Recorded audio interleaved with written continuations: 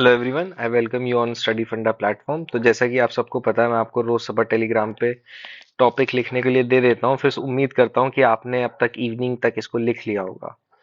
तो प्लीज मैं बार बार आपसे रिक्वेस्ट करता हूँ, प्लीज इसको लिखिए। आज का हमारा आर्ग्यूमेंट था, इस आर्ग्यूमेंट को लिखिए आप लोग, क्योंकि आप जब तक लिखेंगे नहीं ना, जब तक कुछ नहीं होगा। मैं रिपीटेड अपने उसमें बोलता हूँ, क्या बोलते हैं, लेक्चर्स में, कि सर प्लीज लिखिए।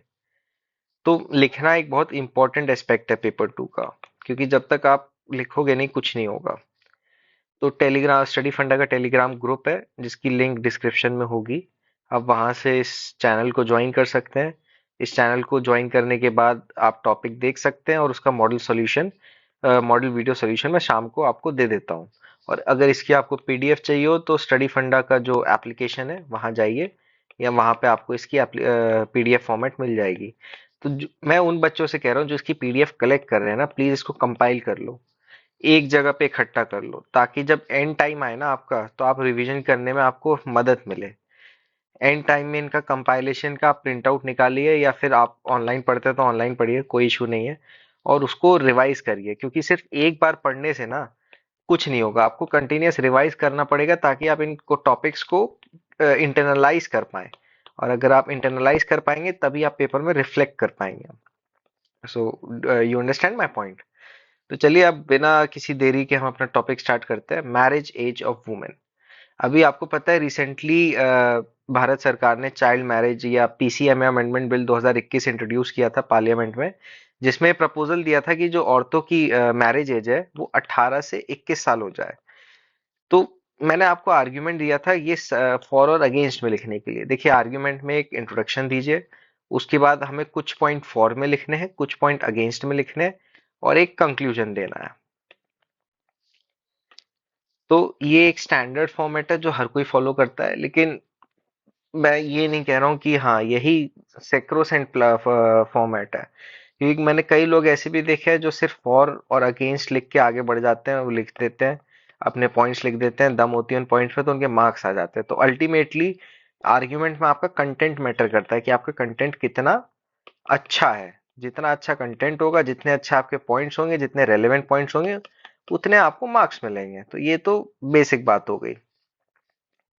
अब हम आ जाते हैं कि पॉजिटिव एस्पेक्ट्स क्या हैं, या फिर ये हो गए फॉर में क्या है, हमें क्यों चाइल्ड मैरिज एज 21 साल कर देनी चाहिए। तो सबसे पहला पॉइंट हमारा आ गया जेंडर न्यूट्रलिटी का। अभी आपको पता है, मेन के लिए जो मिनिमम एज ऑफ मैरिज है वो 21 है। तो जब अगर हम वुमेन की भी 21 कर देंगे, तो जेंडर न्यूट्रलिटी आ जाएगी, दोनों की एक जो हो जाएगी शादी करने के लिए। ठीक है, ये हमारा पहला पॉइंट हो गया। दूसरा, एजुकेशन में कई सारी लड़कियों को हायर एजुकेशन से ड्रॉप आउट करना पड़ता है। क्यों? क्योंकि वो 18 साल की एज पार कर चुकी हैं। तो उनका जो हायर एजुकेशन में एनरोलमेंट है वो हो नहीं पाता है। तो अगर हम 21 मिनिमम कर देंगे, तो एटलीस्ट वो अपनी जो ग्रेजुएशन है वो कंप्लीट कर सकती है अपने अपने +2 के बाद। ये दूसरा एस्पेक्ट एजुकेशन का हो गया। तीसरा हो गया फिजिकल हेल्थ। अब अगर किसी लेडी की अर्ली शादी हो रही है, तो बहुत हाई चांसेस है शी विल गेट प्रेग्नेंट, क्या बोलते हैं, वेरी अर्ली। वो अगर जितनी यंग एज में वो प्रेग्नेंट होगी, उतने चांसेस है मैटरनल मोर्टेलिटी रेट बढ़ने के, क्योंकि early pregnancy are not good as per medical evidences. तो ये हमारा तीसरा पॉइंट हो गया। और मैं आपको कोई भी टॉपिक पढ़ा रहा हूँ ना, चाहे वो मैरिज एज हो, चाहे वो किसी के लिए भी हो, प्लीज आप अपने भी पॉइंट्स ऐड करिए। ये आपको मैं एक बेसिक स्ट्रक्चर दे देता हूँ सोचने के लिए। ये मैं सारे पॉइंट्स, देखिए, एक लेक्चर में मुझे बहुत शॉर्ट बनाना है, कंसाइज बनाना है, क्रिस्प बनाना है। किसी भी पॉइंट, किसी भी टॉपिक्स के, या कोई भी टॉपिक के बहुत सारे पॉइंट्स होते हैं, वो एक वीडियो में कवर करना ह्यूमनली पॉसिबल नहीं है। मैं यहाँ आपको स्ट्रक्चर देता हूँ, आप अपने हिसाब से 1000 और पॉइंट्स ऐड कर सकते हैं, उसमें कोई बुराई नहीं है। तो इसलिए मैं कह रहा हूं कि यहां सिर्फ आपको मैं एक स्ट्रक्चर दे रहा हूं, आपको सोचने का तरीका बता रहा हूं, आपको चीजों समझा रहा हूं। अब यूज कैसे करना है, क्या नहीं करना है, वो आप पे डिपेंड करता है, मेरा काम है बताना। तो हमारा तीसरा पॉइंट हो गया था फिजिकल हेल्थ का, आईएमआर और एमएमआर पे हमने चर्चा कर ली थी। चौथा हमारा पॉइंट है साइकोलॉजिकल हेल्थ का। अब देखिए, जो टीनेज होती हैं, कोई भी टीनेजर ले लिए आप, अपने भाई बहन किसी भी टीनेजर को देख लिए, उनमें इतनी मेच्योरनेस नहीं होती है कि वो इतना सारा हाउस होल्ड रिस्पॉन्सिबिलिटीज झेल पाए। और being a patriarchal society, India में जो majority of the house hold responsibilities आती हैं, वो एक औरत पे ही आती है। अब इतनी सी उम्र में उस पे इतनी रिस्पॉन्सिबिलिटी आ जाएगी तो बहुत हाई चांसेस है उसके जो मेंटल हेल्थ है वो सफर करे। तो इसलिए साइकोलॉजिकल इम्पैक्ट बहुत बड़ा हो सकता है। जैसा कि आपको पता है इंडिया में जो मेंटल हेल्थ है वो काफी नीचे जा रही है। जैसे आप एग्जांपल की तरह कोट कर सकते हो जो वर्ल्ड हैप्पीनेस इंडेक्स है या ह्यूमन हैप्पीनेस, मुझे एग्जैक्टली रिपोर्ट का नाम नहीं ध्यान आ रहा है, हैप्पीनेस इंडेक्स जो आता है उसमें इंडिया की रैंकिंग काफी नीचे, आई अज्यूम अराउंड 136 समथिंग है। इसको चेक कर लीजिएगा। तो ये हम आ गए साइकोलॉजिकल हेल्थ वाले एस्पेक्ट पे। अब हमारा लास्ट पॉइंट है फॉर में इकोनॉमिक पार्टिसिपेशन। जैसा कि हमारे honourable prime minister Narendra Modi ji ने भी कहा था कि जो female labour force participation rate है वो इंडिया में काफी लो है in compare to countries like China, USA, etcetera. और एक एक बात बी आर अम्बेडकर ने भी कही थी, बी आर अम्बेडकर ने नहीं कही थी शायद, I I don't remember the name of the author of this statement, कि no country can progress whose 50% of population stays in home. तो ये इंडिया के कंटेक्स्ट में ही कहा था कि भाई जिसकी 50% जनसंख्या उसके घर पे बैठी है, कुछ क्या बोलते हैं इकोनॉमिकली प्रोडक्टिव नहीं है, तो आप कैसे उम्मीद करते हो कि वो देश इकोनॉमिकली ग्रो करेगा। आप दो देशों को कंपेयर करो, एक तरफ यूएसए है एक तरफ इंडिया है। यूएसए में चाहे मेन हो चाहे वुमेन हो, दोनों कंधे से कंधा मिला के इकोनॉमिक प्रोग्रेस की ओर जा रहे हैं। यहाँ पे कंपैरेटिवली टू मेन, वुमेन का जो लेबर फोर्स पार्टिसिपेशन कम है। उसके रीजन भी मैन है, औरतें नहीं है उसके रीजन, हमारे सोसाइटी का कल्चर, पेट्रियार्कल जो ट्रेडिशन है उस वजह से। तो आप सोचिए कौन सा देश आगे बढ़ेगा। तो ये हो गया हमारा लास्ट पॉइंट फॉर के लिए, इकोनॉमिक पार्टिसिपेशन का। तो आपने फॉर वाले पॉइंट सारे देख लिए, इसको अच्छे से समझिए, इसको अच्छे से इंटरनलाइज करिए, बार बार इसको रिवाइज करिए ताकि ये टॉपिक आए तो आप पीछे ना हटें। अब आप आ जाइए कि अगेंस्ट में क्या है। ये जो कमेटी थी जिसने ये बिल को एग्जामिन किया था, ये उसने भी कहा था कि भाई एजुकेशन है जो वुमेन औरतों का एनरोलमेंट है हायर एजुकेशनल इंस्टीट्यूट्स में वो बढ़ रहा है, it is increasing, but at the same time जो उनका लेबर फोर्स पार्टिसिपेशन रेट है वो घट रहा है। तो इसका तो मतलब है नहीं कि आप क्या बोलते हैं 21 साल की जो एज करने से क्या फायदा होगा, कि जब तक मार्केट में जॉब्स ही नहीं है, किसी को जॉब मिल ही नहीं रही है, तो आप 21 साल एक एज करके women participation in labour force कैसे बढ़ा सकते हो, हाउ। तो ये एक मेजर क्रिटिसिज्म इसका निकल के आया है। अब आ जाते हैं हम अपने दूसरे पॉइंट पे कि भाई एज बढ़ा देने से कोई सॉल्यूशन नहीं है जब तक आप उसका इम्प्लीमेंटेशन स्ट्रांग नहीं रखते हो। फॉर एग्जाम्पल राजस्थान में मास चाइल्ड मैरिजेस होती हैं, एक तीज फेस्टिवल पे मास चाइल्ड मैरिजेस कंडक्ट की जाती हैं स्टेट में, राजस्थान में स्पेशली। तो क्या अब वो शादियां तो जो उन लड़कियों की भी होती है जो 18 से नीचे होती है, तो क्या फायदा होगा 21 करने का जब आपका इम्प्लीमेंटेशन है जो कानून का वही पुअर है। तो instead of increasing the marriage age, the government should focus on the implementation of the law. तो वो ज्यादा इफेक्टिव होगा चाइल्ड मैरिजेस को कंट्रोल करने में। समझे आप मेरा पॉइंट। तो अब हम आ जाते हैं तीसरे पॉइंट पे, जो अब्यूज ऑफ लॉ है। फॉर एग्जाम्पल जो SC ST कम्युनिटीज हैं वहां पे क्या समझा जाता है, वहां पे औरतों को एज अ बर्डन लिया जाता है कि उसकी जल्दी शादी हो जाएगी तो हम थोड़े इकोनॉमिकली रिलैक्स हो जाएंगे, या हमारे पास खाने को ज्यादा हो जाएगा, या मतलब हमारा एक बंदा कम हो जाएगा जिसकी जिम्मेदारी हमारे परिवार पे रहेगी। यूजुअली मार्जिनलाइज कम्युनिटीज जो होती हैं उनमें ये एक सोच रहती है, तो उनके यहाँ चाइल्ड मैरिज थोड़ी प्रिवलेंट होती है। अब जिनकी चाइल्ड मैरिज हो चुकी है ऑलरेडी, जो 21 से नीचे, अगर 21 मिनिमम मैरिज एज हो जाती है, तो जिन्होंने 21 से या 20 साल में शादी कर ली, तो क्या उनकी जो मैरिज है वो लीगल हो जाएगी।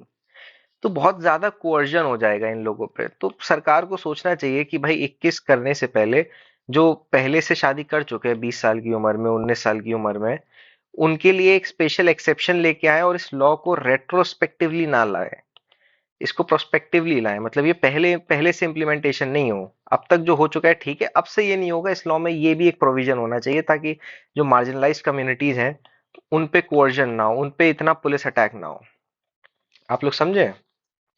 अब हमारा next point, law commission of India है, उसने कहा था कि जो मिनिमम एज ऑफ मैरिज है औरतों के लिए उसको 21 से 28 कर दीजिए, ताकि दोनों जेंडर की जो एज है शादी की वो इक्वल रहे और मिनिमम रहे। ये लॉ कमीशन की रिकमेंडेशन थी। तो ये 21 कर देना औरतों की एज, मिनिमम मैरिज एज, ये लॉ कमीशन की रिकमेंडेशन के अगेंस्ट भी जाता है। अब हमारा लास्ट पॉइंट, ये कॉन्ट्रडिक्शन के साथ है कई सारे यूनाइटेड नेशन लॉज और ह्यूमन राइट्स के साथ। क्यों? आप एक 18 साल बंदे को इतना मैच्योर मान रहे हो कि उसको राइट टू वोट दे दिया, बट उसको आपने इतना मैच्योर नहीं समझा कि वो राइट टू अपना पार्टनर चॉइस नहीं कर पाए, शादी नहीं कर पाए। तो ये कॉन्ट्रडिक्शन है दूसरे लॉज के साथ जो हम इस कानून में देख सकते हैं। और इसमें मैं एक और पॉइंट ऐड करना चाहूंगा, जो रूट कॉज है चाइल्ड मैरिज का, जैसे कि मैंने डिस्कस किया था, वो पॉवर्टी और हंगर है। तो जब तक गवर्नमेंट इसके लिए काम नहीं करेगी तब तक चाइल्ड मैरिज नहीं रुकेंगी, चाहे आप मिनिमम मैरिज एज 21 कर लो, चाहे मिनिमम मैरिज एज 22 कर लो। तो एक और क्रिटिसिज्म है जो आप इसमें ऐड कर सकते हो। तो ये सारे पॉइंट्स हमने अब डिस्कस कर लिया। अब हम आ जाते हैं कंक्लूजन पे। कंक्लूजन क्या हम लिख सकते हैं? आप ध्यान रखिए, आर्ग्यूमेंट हो चाहे कुछ भी हो, उसमें हमेशा बैलेंस्ड कंक्लूजन होना बहुत जरूरी है। आप खुद देखिए, आप आगे चल के ऑफिसर बनने जा रहे हैं, अगर आप बहुत ही वन साइडेड कंक्लूजन्स लिखेंगे तो वो आपकी सोच दर्शाता है, और एग्जामिनर जब चेक करेगा इसको तो आपको मार्क्स नहीं देगा। वेयर एज अगर आप बैलेंस कंक्लूजन लिखेंगे तो आप बहुत अच्छे मार्क्स फेच कर सकते हैं। Are you getting my point? हमारा कंक्लूजन क्या होगा? बिल का जो इंटेंशन था वो तो एम्पावरमेंट ऑफ वुमेन था और लड़कियों को बचाना था चाइल्ड मैरिज से, पर इसमें एक बहुत बड़ा बट है। वो बट क्या है कि भाई एक एक सिंगल बिल पनेशिया नहीं हो सकता। पनेशिया का मतलब रामबाण नहीं हो सकता कि वो पूरा चाइल्ड मैरिज ही खत्म कर दे, क्योंकि उसके अलावा भी बहुत कुछ करने की जरूरत है। जो इस बिल पे कमेटी भी बैठी थी उसने भी कहा था कि जो रूट कॉज है चाइल्ड मैरिजेस की, हमें उसको क्या बोलते हैं, सॉल्व करने की जरूरत है। सिर्फ मैरिज एज इंक्रीज करने से इतना सब्सटेंशियल रिजल्ट नहीं आएगा। तो ये था हमारा आज का इशू। ये हमने आर्ग्यूमेंट की फॉर्म में डिस्कस किया। देखिए, मैं कोशिश करता हूँ मैं आपको हर टॉपिक ऐसे के फॉर्मेट में समझाऊं। क्यों? क्योंकि ऐसे के जो राइटिंग स्टाइल होती है ना वो बहुत डिफिकल्ट होती है, ऐसे में वे फॉरवर्ड्स भी होते हैं, सब कुछ होता है। तो आप आपने किसी चीज का ऐसे का फॉर्मेट देख लिया तो आप बहुत आसानी से उसका आर्ग्यूमेंट, अगर वो आर्ग्यूमेंट में भी आ गया तो भी लिख सकते हैं। But same vice versa possible नहीं है। अगर आपने किसी का आर्ग्यूमेंट देख लिया तो उससे बहुत अच्छा ऐसे लिख पाना थोड़ा मुश्किल है, क्योंकि इसमें कई सारे डायमेंशन ऐड होंगे, जैसे कि वे फॉरवर्ड एटसेट्रा एटसेट्रा, जो कि आर्ग्यूमेंट में पॉसिबल नहीं हो पाता है। तो ठीक है, हमने डिस्कस कर लिया। आपको पीडीएफ चाहिए तो जैसे कि मैंने आपको बताया था, आप स्टडी फंडा के एप्लीकेशन पर जाइए, वहां आपको पीडीएफ मिल जाएगी। और रही बात टॉपिक्स की, तो प्लीज टेलीग्राम चैनल ज्वाइन कर लीजिए स्टडी फंडा का। वहां आपको मैं रोज टॉपिक्स देता हूँ, उन टॉपिक्स का हम शाम को वीडियो सॉल्यूशन देखते हैं। और एक और चीज, अपना कमेंट करके अपना भी ओपिनियन बताया करिए, क्योंकि जब आप कमेंट करते हैं, अपना ओपिनियन बताते हैं, तो आपका ओपिनियन, मेरा फायदा नहीं हो रहा है इसमें, आपका फायदा हो रहा है। आप एक सोच डेवलप कर रहे हो, एक अपना ओपिनियन डेवलप कर रहे हो, जो आपकी पेपर 2 में भी मदद करेगा और साथ साथ आपके इंटरव्यू में भी। कि हाँ, आप एक रीजनेबल इंसान हो, आपकी सोच बहुत सही है, आपके कई चीजों पे ओपिनियंस हैं। तो please comment down your opinion, आप क्या सोचते हैं इस इशू के बारे में, कि मैरिज एज बढ़नी चाहिए कि नहीं बढ़नी चाहिए 21 साल में। तो आई थिंक आज के लिए इतना बहुत है, हमने पूरा टॉपिक डिस्कस कर लिया। और मैं कोशिश करता हूँ कि आपके जितने भी टॉपिक्स हैं उसको कम से कम टाइम में, क्योंकि ये टाइम आपका बहुत प्रीशियस है, बहुत प्रीशियस है, तो मैं इसको कम से कम टाइम में आपको टॉपिक को बहुत अच्छे से समझा दूं, और आपका मिनिमम टाइम लेते हुए आपका पेपर 2 तैयार होता जाए। तो इसलिए मैं वीडियोस को बहुत कंसाइज रखने की कोशिश करता हूँ। आप अपना ओपिनियन बताइए, आप क्या सोचते हैं इस बारे में। बाकी जैसा कि आप लोगों का कंसेंसस होगा तो उसी रास्ते पे हम आगे बढ़ेंगे, क्योंकि आप लोग प्रायोरिटी है हमारे लिए ऑब्वियसली। तो इसी के साथ आज के लिए थैंक यू वेरी मच। आपका दिन शुभ हो। बेस्ट।